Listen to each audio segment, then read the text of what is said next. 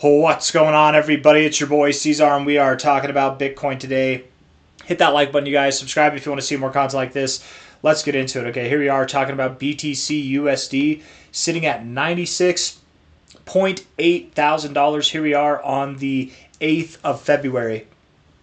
21 hours left, essentially, and we've done absolutely nothing over the past 4 days. I picked a hell of a day to or a hell of a time to not make videos, right? I didn't make videos yesterday because I was in the process of moving.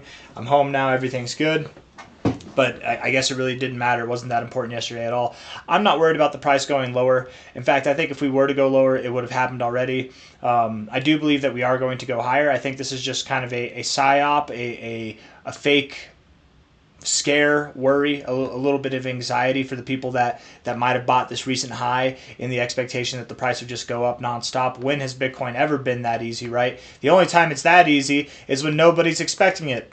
Although to be completely fair, we were expecting this move. You can go back and check, man. Watch all the videos from there. We expected nothing less than what happened there, actually. We even expected a little bit more, to be completely fair, but that's neither here nor there, man.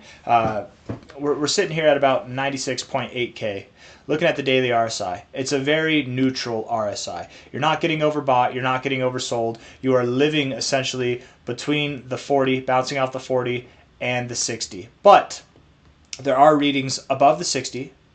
There are just as much, I'd say below the 50 and above the 50. It's very neutral, but with a more bullish tilt. You can see there are more strong readings here. You're afraid to get to the low readings. Perhaps we find our lower. Perhaps we find the moment where we're about to move up. Once the RSI moves lower, I don't know. If we were to see the price move lower at all or the RSI move lower, that probably would bring the price back down to about 92.6 to 95K, somewhere in that area. We're at 96.8K now. So if we drop that much, it's nothing to be concerned with. It's more of that last kind of moment before we rip, right? We do get those little dips right before the rips sometimes, or inverse to that, it's right whenever we have that rip to the upside that we begin to dip as well. So here we are consolidating in this range.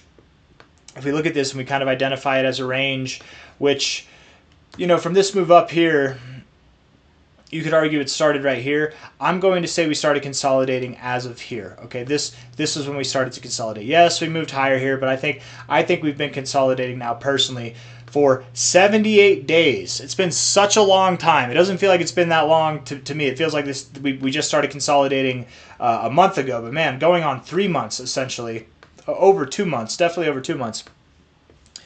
Very long time. Started consolidating here.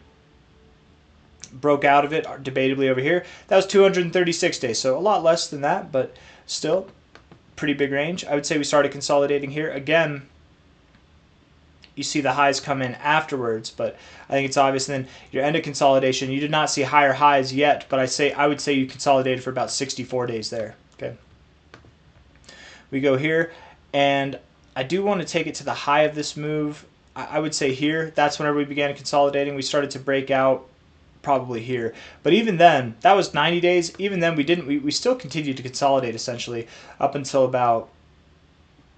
probably about 211 days. So 211, 90 days, however you want to measure it, but I'm going to measure this as one whole range here, and I suppose you could even expand upon that, but I like to measure it from a relative high. Relative enough, right? Like I'm going to take the high point here, not that high point there, or this high point here versus this high point here. I feel like that makes more sense, but you can call it cherry picking if you want. I don't think I am, but whatever. I'm not going to say we started consolidating here. I think we started consolidating here, and then we began breaking out here. So 50 days. So 50 days of consolidation, 216, 64, 236, and here we are at 78. Didn't really help at all, did it? That actually makes me think, if anything, we're probably a bit overdue. Because I don't know about you guys, but I'm not expecting that Bitcoin consolidates for another 236 days. I certainly don't expect a 216-day consolidation phase. So if we look at the other two, 64 and 49, we look at those respectively. This is a longer phase of consolidation than what we probably would normally expect in this moment in the bull market. And that just tells me that at any moment we're probably going to break out. Very, very soon we're going to break out. And with this neutrality in the RSI, we're going to pick a side soon, guys. We really are. In fact, I would say beyond just looking at the chart here, beyond the fact that you're getting above the 60, you're not getting below the 40, beyond the fact that that is a bullish signal of this neutral consolidation, beyond that, If we look at this, you broke out of an uptrend in your daily. That's a pretty solidified, dominant. What's the word I'm looking for? It's a very obvious uptrend. Okay, it's very obvious. It's very well respected. That's the word I'm looking for. Well, it's well respected. When you break an uptrend like this on a daily time frame, a very significant time frame, you tend to see a correction. You know, something that's more of a correction, not just consolidating like this. This in itself, the way that we've consolidated, the way that we've corrected inside of this corrective phase in the RSI, this is also a bullish indication. We had all the reasons, all the momentum, at least from the indicator standpoint, and even from this, to see some kind of standard retracement. But we didn't. And the reason we didn't is because there's so much buying pressure. They call this a high and tight consolidation phase, right? You move up and you consolidate high and tight. That's not a bearish thing, right? Look up high and tight consolidation. I promise you, you're going to come back thinking that this is bullish. We are going to break out of this phase one way or another, okay? Up or down. It's going to happen. A lot of people are worried that it's going to be to the downside. I'm here to tell you it's going to be to the upside. And we're going to look at one more metric before I give some measurements, do some price predictions as to where I think we're going to go, and then we'll end the video. But I want to look at coin market cap here. I've actually started using this a lot. I like their fear and greed index a lot more than the actual crypto fear and greed index. By the way, brace yourselves, my friends. We are about to burn some retinas in here, okay? It's going to get bright. No, that wasn't too bright, actually, to be completely fair. At least not for me. I don't know how bright it is for you. The fear and greed index here is at a 44, which is still pretty low. Don't get me wrong, that is pretty low. But I think that this one here being at a 35, it does paint a rather interesting picture. You know, over the last 30 days, we had a low here. It's not going to show us that. Let's look at the last year.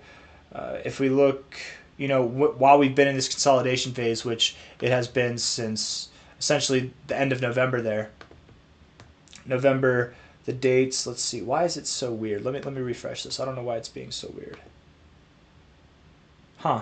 It's like transparent. I'm okay with that. Whatever. It can be. Oh, there we go. Okay. I don't know why that happened. November 20th. I'm looking for the date. November. That would have been here. Okay. So Bitcoin's been consolidating since here, and it makes sense. Bitcoin started consolidating when the fear and greed index here was at an 86. It was at a very high level. We started to consolidate. Fear came in. Right.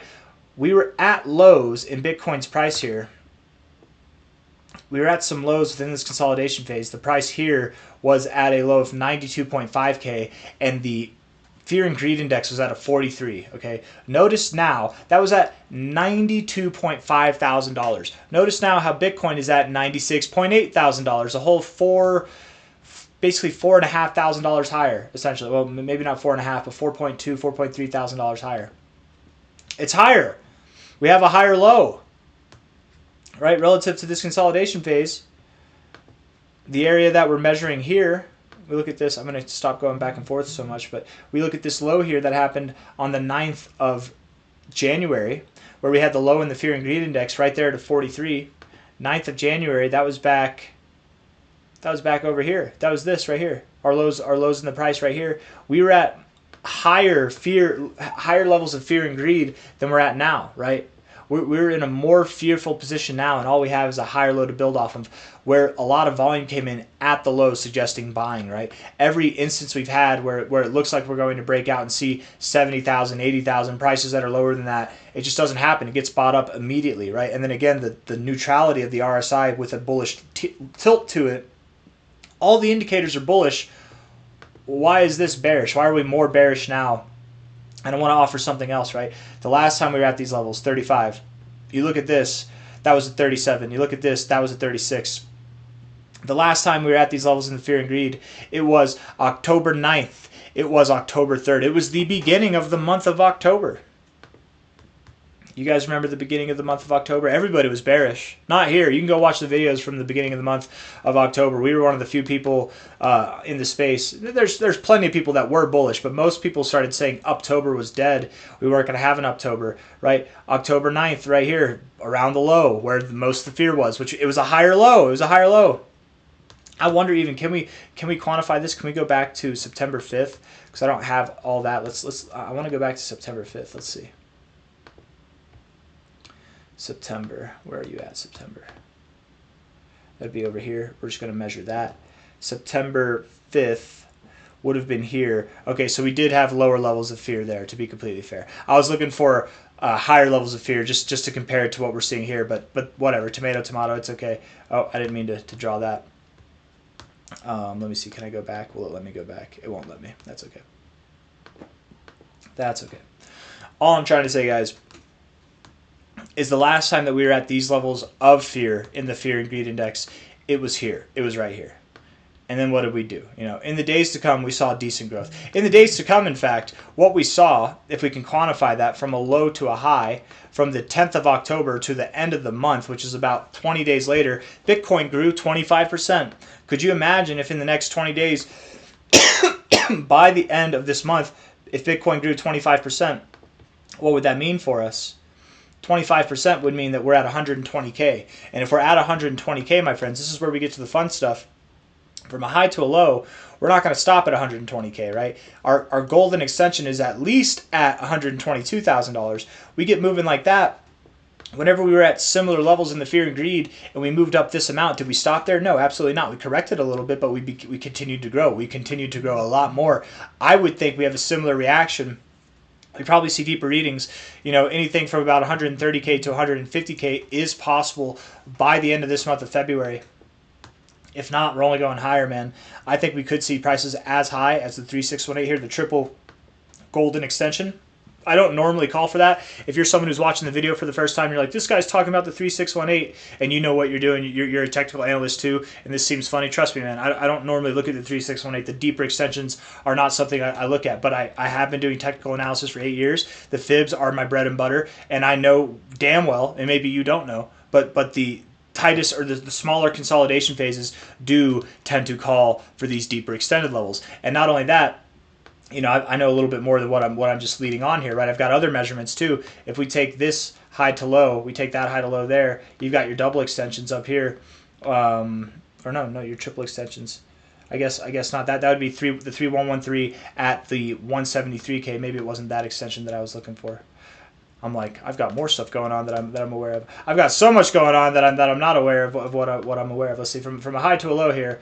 There we go. The golden extension here of this very macro fib from the last cycle's high to the bear cycle low. Your golden ratio there lines up with the area that I would think that you would hit on this triple extension here. So is this going to be more relevant, 173? Is that going to be more relevant, 180 to 185? I don't know, but I think that's where we're going ultimately. I suspect we'll see those prices above 170 by the end of March, but I think we will see prices around, if not above, 150K by the end of February, and I think it all starts now. I don't know, man. I don't know about you, but I'm definitely not fearful here. I think that things are looking good.